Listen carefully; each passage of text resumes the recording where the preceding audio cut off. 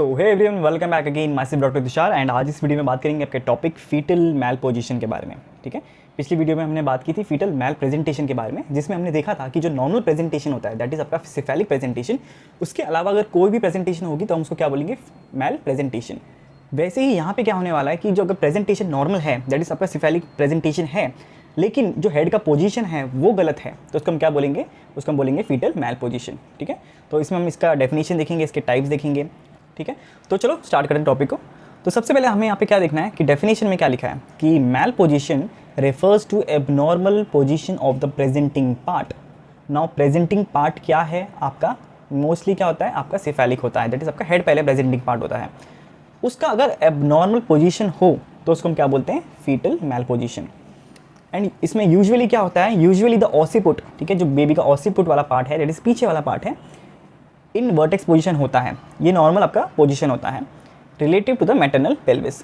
The presentation is vertex, ठीक है, presentation तो वर्टेक्स है दैट इज सिफेलिक है, but position is not ideal. ठीक है ना, नॉर्मल पोजीशन क्या होता है, it is left occipito anterior that is आपका LOA, ठीक है, या followed by right occipito anterior. मतलब मोस्ट कॉमनली पहले LOA होता है, उसके बाद क्या होता है आपका ROA। तो ये दोनों आपके कैसे हैं, नॉर्मल पोजीशंस हैं। अगर आपको फिर भी नहीं समझ आता है तो आप हमारी जो फीटल पैरामीटर्स हैं जो वीडियो है उसको चेकआउट कर सकते हैं। उसमें हमने क्या क्या रखा है, जो भी इसके फंडामेंटल्स हैं, बेसिक्स हैं इसके, वो आपको बता रखे हैं कि एटीट्यूड क्या होता है, प्रेजेंटिंग पार्ट क्या होता है, प्रेजेंटेशंस क्या होते हैं, ठीक है, डिनोमिनेटर क्या होता है, लाई क्या होता है, फीटल लाई। तो ये सब हमने अच्छे से डिस्कस कर रखे हैं, तो आप उसे भी चेकआउट कर सकते हैं। उसका भी लिंक मैं नीचे डिस्क्रिप्शन में दे दूंगा, या तो आप सिंपली यूट्यूब में जो भी आपको टॉपिक चाहिए आप नाम लिखो उसका, उसके पीछे तुछ नोट लगा दो, ठीक है, तो आपको वो सारे टॉपिक्स मिल जाएंगे। नहीं तो आपको मैं थोड़ा अभी ये बेसिक बता देता हूँ। देखो ये पेल्विस है, ठीक है, अब इस पेल्विस में ये आपके आगे वाला पार्ट है दैट इज़ आपका प्यूबिक वाला पार्ट है, ठीक है, प्यूबिक सिम्फाइसिस है, और ये आपका पीछे सेक्रल बोन है, ठीक है, ये आपके दोनों हिप बोन्स हैं। इसमें पहले तो प्रेजेंटेशन की बात करें तो हमारा नॉर्मल प्रेजेंटेशन क्या है, सिफेलिक प्रेजेंटेशन है। कुछ इस वे में बेबी का हेड पहले आएगा, ठीक है। अब इस हेड में भी बेबी का हेड किस तरफ है, ऐसे है, ऐसे है, ऐसे है, किस तरफ है, ठीक है, उसको हम लोग क्या बोलते हैं, उसकी पोजीशन कैसी है। अब फॉर एग्जांपल हमने जो बोला है, जो दो कॉमन आपके जो नॉर्मल पोजीशंस होते हैं, हमने क्या देखा, LOA एंड ROA। इसका मतलब क्या है, दैट इज़ आपका लेफ्ट ऑसिपिटो एंटीरियर। अब इस बेबी के हेड में ये तो फेस वाला पार्ट है, ठीक है, ये आपका ब्रो वाला पार्ट है, ठीक है। वैसे ही पीछे वाला पार्ट क्या होता है, दिस इज़ द ऑसिपुट वाला पार्ट, ठीक है। ये ऑसिपुट कहाँ पे फेस कर रहा है उससे डिसाइड होता है उसका नाम क्या होगा। जैसे this occiput if it is facing anterior, ठीक है, अब ये एंटीरियर हो गया, ये एंटीरियर है, ये पोस्टीरियर है, ठीक है, समझ रहे हो ना, ये एंटीरियर वाला पार्ट हो गया, सॉरी ये पोस्टीरियर वाला पार्ट हो गया, एंड ये एंटीरियर वाला पार्ट हो गया। इस फीटस का जो ऑसिपुट है वो कहाँ पे है, अगर ये एंटीरियर को फेस कर रहा है दैट इज़ आपका प्यूबिक सिम्फाइसिस को फेस कर रहा है, तो हम उसको क्या बोलते हैं, ऑसिपिटो एंटीरियर। और ये लेफ्ट हो या राइट हो उससे हम उसका नाम रखते हैं। अगर ये लेफ्ट ऑसिपिटो एंटीरियर है तो ये राइट ऑसिपिटो एंटीरियर है। वैसे ही अगर ये ऑसिपिटो पीछे की तरफ चले जाए दैट इज़ आपका सेक्रल बोन को फेस कर रहा है, तो हम इसको क्या बोलते हैं, this is the right occipito posterior and this is the right occipito posterior, clear, sorry right occipito posterior and this is the left occipito posterior। समझ गए ना आप इसको। एंड अगर ये जो occipito वाला पार्ट है ये लेटरल फेस कर रहा है, ना तो आगे ना तो पीछे, तो ये क्या बोलेंगे हम इसको, लेफ्ट।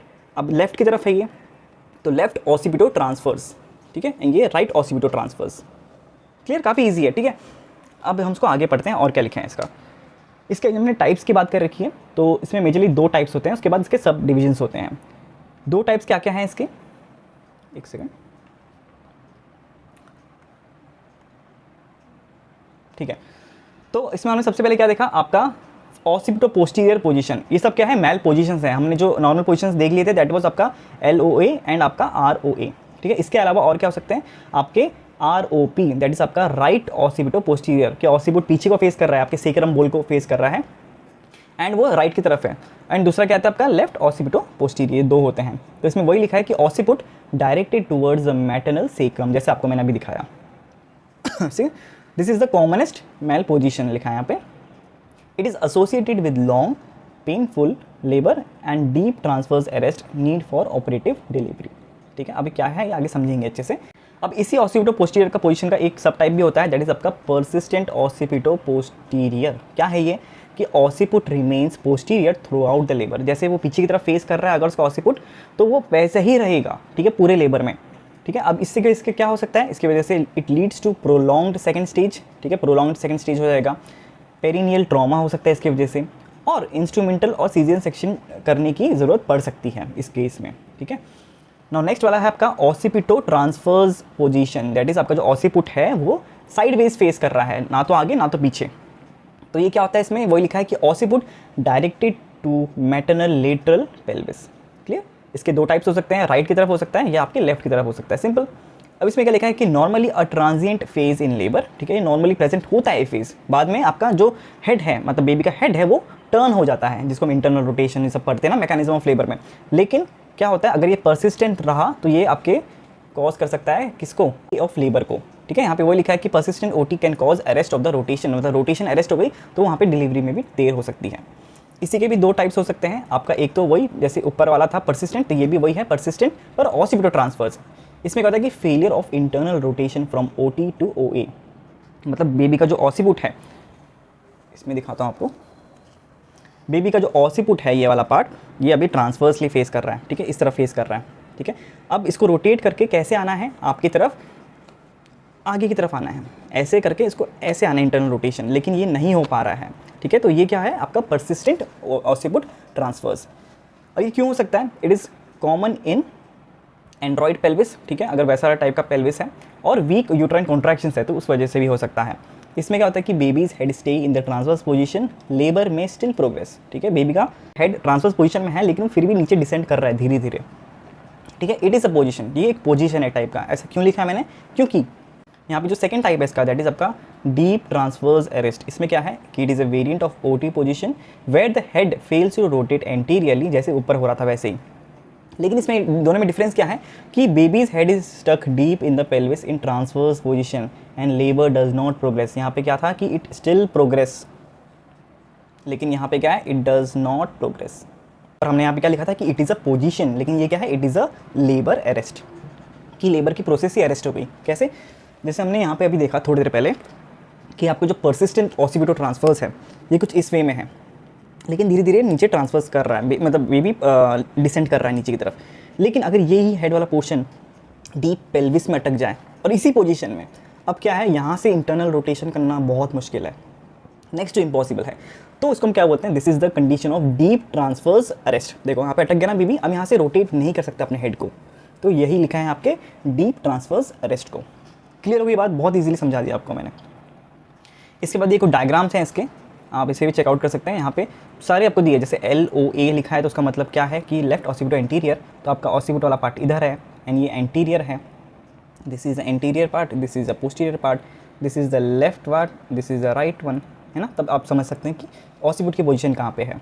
सेम इसमें ऐसे ही होगा कि राइट लेफ्ट, ठीक है, ये पोस्टीरियर ये एंटीरियर। तो यहाँ पे आप देख सकते हैं LOT लिखा है, मतलब आपका बेबी का कहाँ पे है, ट्रांसफर्स में है, यहाँ पे लेफ्ट साइड है एंड आपका ट्रांसफर्स है, एंटीरियर पोस्टीरियर दोनों भी नहीं है। तो ऐसे LOP है, तो LOP में क्या है, जैसे ऑसिपुट यहाँ पे है, ठीक है, यहाँ पे भी पोस्टीरियर है, तो P है और L है, तो ये ऐसा हो गया, ये अब O, अब ऐसे भी आ गया LOP, ठीक है, LOP। अगर इस तरफ हुआ तो वो क्या हो जाएगा, ROP, जैसे यहाँ पे कंडीशन है, ये राइट साइड है, ये पोस्टीरियर है, ये O है, दैट इज़ आपका ROP। क्लियर, कितना ईजी है, आप डायग्राम्स याद कर देंगे तो काफ़ी ईजी हो जाएगा ये कॉन्सेप्ट, अगर आप भूल ही नहीं पाओगे ये सब चीज़ें। अब इसके कॉजेज़ क्या क्या हो सकते हैं, देखो कॉजेज़ में हम क्या देख सकते हैं कि डिफेक्टिव यूट्राइन एक्शंस, ठीक है, उसकी वजह से हो सकता है। जैसे हमने ऊपर बात की थी एंड्रॉइड या एंथ्रोपॉइड पेल्विस हो तो उस वजह से हो सकता है, मोस्टली गायनेकॉइड टाइप होना चाहिए, ठीक है। प्री मैच्योरिटी कंडीशन में हो सकता है क्योंकि जो स्मॉलर हेड होगा it will be less flexed, जिसकी वजह से उसके अटकने के चांसेस हैं। देन उनकी मल्टीपैरिटी हो सकती है या पूरा फीटल एटीट्यूड की वजह से ये कॉज हो सकता है। बात करें इसके डायग्नोसिस के, तो डायग्नोस हम कैसे करेंगे इसको, सबसे पहले आपको लियोपोल्ड जो मैंने बनाने हैं, ठीक है। इसमें क्या होता है कि फीटल आपका बैक फेल्ट पोस्टीरियरली, तब आप कंफर्म कर सकते हैं ये मैल पोजीशन की कंडीशन हो सकती है। इसके बाद अगर आप वेजाइनल एग्जामिनेशन कराते हैं तो उसमें आपको जो सेजाइटल सूचर है it will be in the transverse और पोस्टीरियर डायरेक्शन, ठीक है। एंड अल्ट्रासाउंड तो आपको कंफर्म करा ही देगा कि ये एक मैल पोजीशन हो सकती है। क्लिनिकल फीचर्स क्या मिलेंगे इसमें, क्योंकि मैल पोजीशन है और प्रोलॉन्ग कर देगा और दिक्कत देगा मदर को, तो इसमें परसिस्टेंट बैक पेन हो सकता है in labour, slower cervical dilation हो सकता है, इर्रेगुलर कॉन्ट्रैक्शन आ सकते हैं इसकी वजह से। देन वेजाइनल एग्जामिनेशन आप करेंगे तो occiput will be felt posteriorly and it may need forceps और सीजेरियन डिलीवरी। इसकी मैनेजमेंट कैसे करेंगे, तो मैनेजमेंट में आपको वही देखना है कि ऑब्जर्वेशन करना है पहले in early labour and spontaneous rotation आपको करानी है, ठीक है। मैटरनल पोस्चर्स पर ध्यान देना है जिससे बेबी अच्छे से रोटेट कर सके देन एमनियोटोमी और ऑक्सीटोसिन देना है to stimulate the progress. Manual rotation if labour stalls, ठीक है, अगर रुक जाती है तो आपको मैनुअल रोटेशन देना है। एंड वही है फिर फोर्सअप एंड वैक्यूम यूज़ करना है। एंड सीजरियन अगर वो अरेस्ट या डीप अरेस्ट में चले जाता है तो आपको उस जगह सीजरियन सेक्शन ही यूज़ करना पड़ेगा। क्लियर? तो ये था आपका topic fetal malposition. I hope आपको समझ आ गई होगी, कोई डाउट नहीं रहा होगा। कोई डाउट हो तो नीचे कमेंट सेक्शन खुला है, आप ज़रूर से वहाँ पे कमेंट करके आप बता सकते हैं मेरे डाउट्स को। एंड जो आपका ऑसिपिटो पोस्टीरियर पोजीशन है, ठीक है, इस मेल पोजीशन को हम लोग सेपरेटली भी पढ़ेंगे नेक्स्ट वीडियो में थोड़ा और डिटेल में, ताकि आप अच्छे से समझ पाएँ इस कॉन्सेप्ट को। बाकी तो बस इतना ही इस वीडियो में। एंड ये जो नोट्स हैं हमारे सिंगल पेज नोट, जो आप कुछ एग्जाम में भी लिख सकते हैं, ये आपको हमारे टेलीग्राम, व्हाट्सअप और नोट्स वाला डॉट साइट में भी मिल जाएंगे। तीनों के लिंक नीचे डिस्क्रिप्शन में, आप वहाँ से जरूर से चेकआउट कर लेना। एंड हाँ, नोट्स वाला डॉट साइट में आप एमसीक्यू भी प्रैक्टिस कर सकते हैं। जो भी हम यहाँ पे टॉपिक पढ़ाते हैं उसके आप एमसीक्यू वहाँ पे प्रैक्टिस कर सकते हैं। ठीक है, तो बस आज के लिए इतना ही। वीडियो अच्छी लगी तो प्लीज़ वीडियो को लाइक कर देना, शेयर कर देना, यहाँ सब्सक्राइब जरूर से कर लेना। हम बहुत पास है 1 लाख सब्सक्राइबर्स के, तो प्लीज़ यार आपका सपोर्ट चाहिए मुझे। बस आज के लिए इतना ही, मिलते हैं नेक्स्ट वीडियो में। Till then take care, bye bye.